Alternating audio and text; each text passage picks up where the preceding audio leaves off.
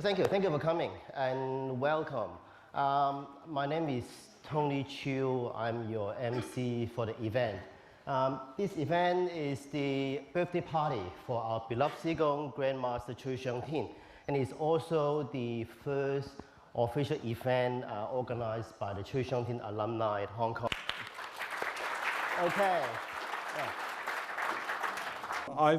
I'm sure you all know that Siu Nim Tao is the most important on our Wing Chun training. Something equally important as Siu Nim Tao. What is it? It is mindset. You would understand Siu Nim Tao, our practicing Wing Chun is our body need to be relaxed without muscular force. But if you cannot control your mind, it is very easy to tense up your muscle.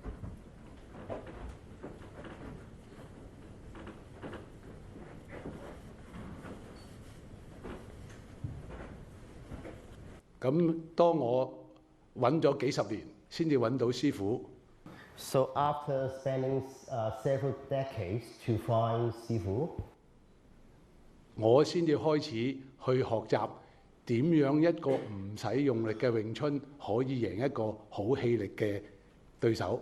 Then I really began to study, to learn how to overcome a more powerful opponent without using muscular force.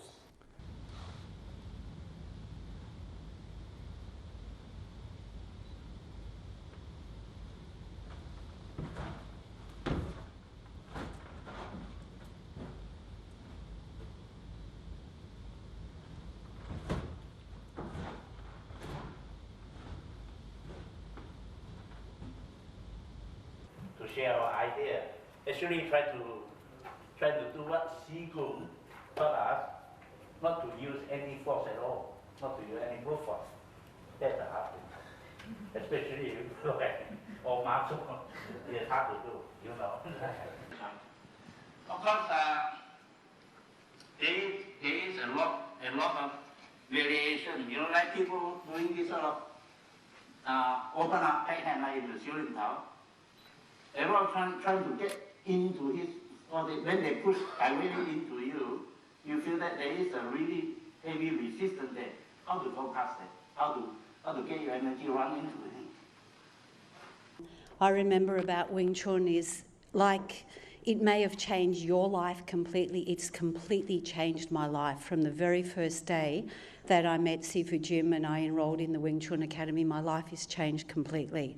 And I really want to honour him because without him, we wouldn't have met Qigong and we wouldn't have met Qigong's family. And in fact, none of us would know each other. So although it's Qigong's birthday, I really do want to give that honour to Sifu Jim Fong for being the person that brought us all here together.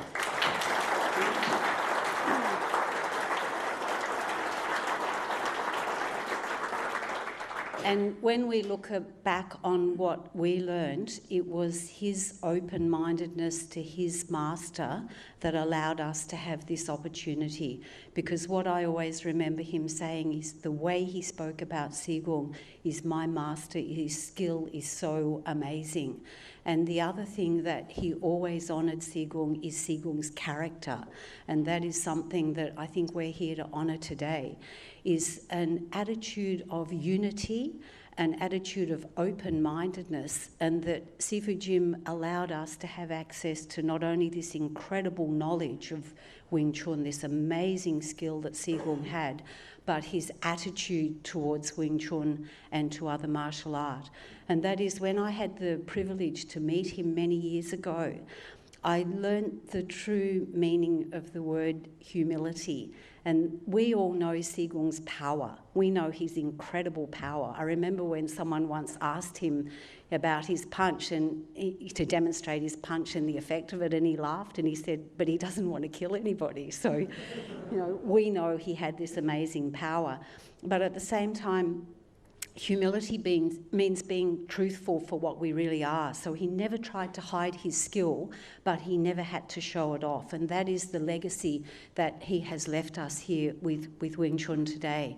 From a straight punch, there is no visible body movement involved. But the punch itself has to carry the body weight in order for it to be effective.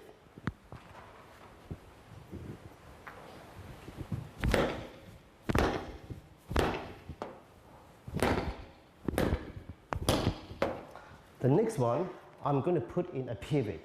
A pivot and punch gives me extra reach and extra power thanks for the pivoting.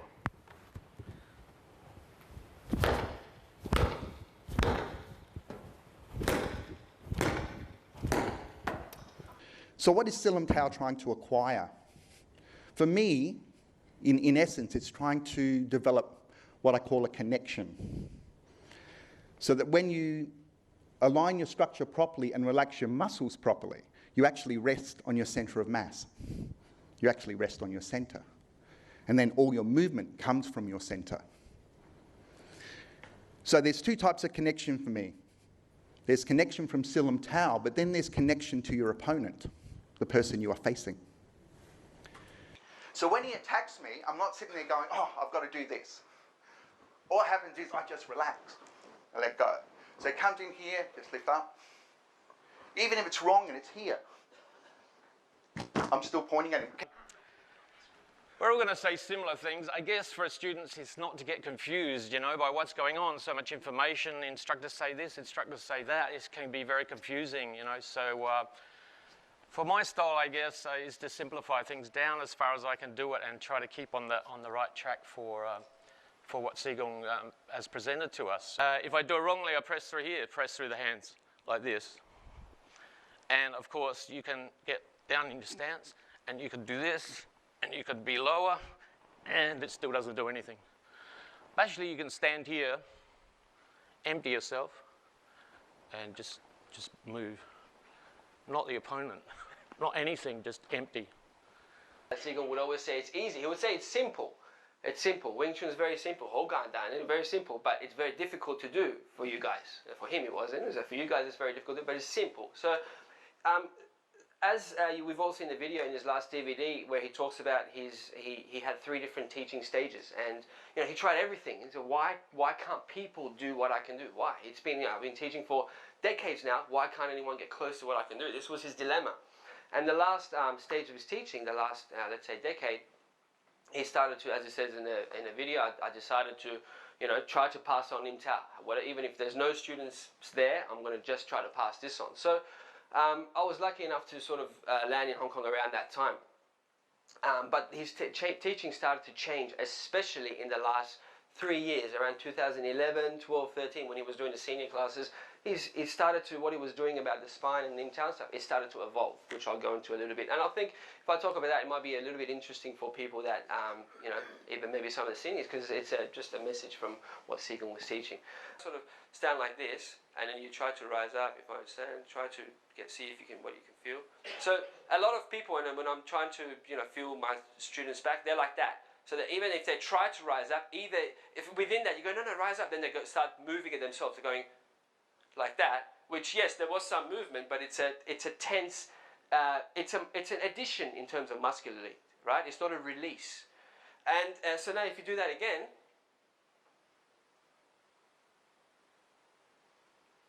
so starting from the very top, when one starts to form, and I must talk about Master Kevin, and one thing I can always remember was the very first thing that he ever said to me was, focus.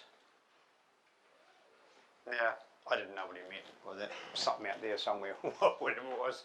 I think it's only the last few years I'm really starting to understand it, because I've done a return trip back to Silam Tao form and just dropped everything totally. Was to actually, and when you think about it, we talk about focus. What's focus? Fist distance from your body is your focus point, not way out the back door there somewhere. Or in terms of, say, doing Chi Sao, when you're rolling with somebody, your focus is towards their spine of their body to disrupt the internal organs, not something way past the person's body. Please? I'll think of, say, my elbow here at 12:15 from this position here. I rotate the shoulder joint here, come down, 12:30, 1:45. That's what I want to do.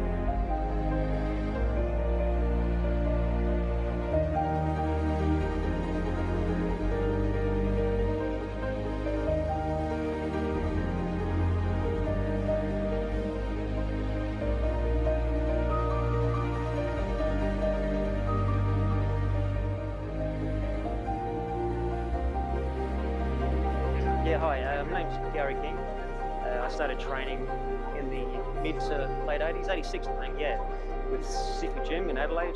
I was lucky enough to train under Sifu Gym, obviously, and the seniors at the time, Albert, Chong, Graham Kirshner, and Tony Blanco particularly as well later. I went through the cycle of initially it was, I guess, more technique based, and then I discovered through Albert and Tony Blanco more the internal side. You might call it internal, but you know, our true lineage side. And then when Chu Shong came over, I thought, wow, yeah, this is definitely different. So then we started following through Sifu Gym's advice, Chu Shong as well. And it's a whole circle of progression has occurred over the years. And I revisit things I was first thought about 10, 20 years ago, but from a new perspective, a new level. And it's nice to see some of the others, people have been around for a while as well. Who've been training, 20 years or more, 30 years. And we're all simply on a similar goal. Iterative reflections on what we've learned before, refining it, all coming to the same final goal, I think. And everyone seems to be doing similar things, especially the more senior they get, doing similar things just in a slightly different way. So it's nice, particularly what Horace was saying about, you've got to find your own approach, your own art. You can't just copy people. Initially you can, but then you've got to make the art yourself. So it's nice to see this and watching the more seniors of what they're talking about. You can really relate to what they're doing. They're doing it a slightly different way, but in the end it's the same. So yeah, it's a part of my life, and it is good. Yeah, I love it. Hi, my name is Gigi. What can I say? I really miss Sigong, not just because he's such an amazing man, as you can see. He's touched so many people around the whole world, and all of them in a positive way. That's what I was just thinking about this morning. But for me personally, I loved him like as a grandfather, and he seemed to treat me like a granddaughter. Whenever he came to Australia, I would have the seat next to him, which was really sweet. My Wing Chun obviously wasn't up to standard, but he cares about people, not just as Wing Chun, how high their Wing Chun level is. My Chinese was always pretty bad, and I would always stumble and fumble when I'm talking to him because I'm nervous as well. But he would always smile at me sweetly and,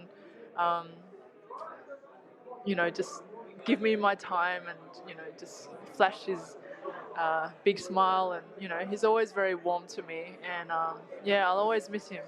My name's Dave Sharkey. I started learning Wing Chun after hearing about it from various other martial artists, and at first it wasn't in Sydney, so I had to wait until Sifu Jim started his school, and so as soon as his school started I went along, tried it out, and found it was very easy to learn, very easy to do, and everyone was like very open, family style, no real egos or anything like that, so I felt very comfortable learning Wing Chun, and was probably 2 or 3 years down the track before I actually met Sifu Jim when he came out to our branch, Westmead at the time, and he was very impressive, especially demonstrating like the 1-inch punch and shifting in his stance. Like he can move very quickly. You know, I was quite impressed.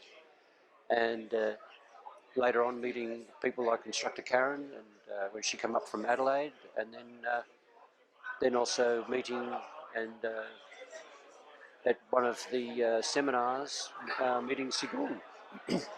I was fortunate to go along to Hong Kong and do some training with Sigung, and found he was very impressive.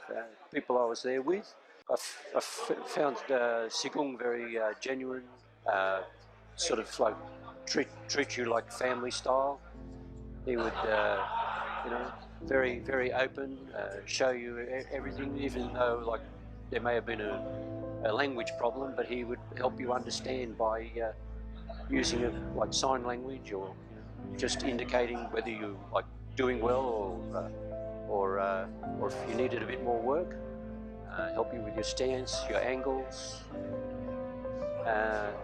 and always smiling. You know, so I found it was he's a very jovial kind of person. Had a funny sense of humour as well. And one time there, I had an injury. He helped me recover from my injury by putting some poultices in my leg. It made me stand on one leg. So I'm standing on one leg at this school and doing my form. And one of the students come in and said, "Why is that man standing on one leg?" And like through the interpreter, I found out that he said, "Oh, he's a master. Let's stay away from him because he can kick you out the window." So he's quite a funny guy, and I really miss his humour and his way of teaching. But it's helped me ground myself a lot in Wing Chun. You know, I've found that I can move much more easily. I'm much more relaxed. It helps you cope a lot more with stress, and it's very enjoyable. And we have a very good community of Wing Chun instructors.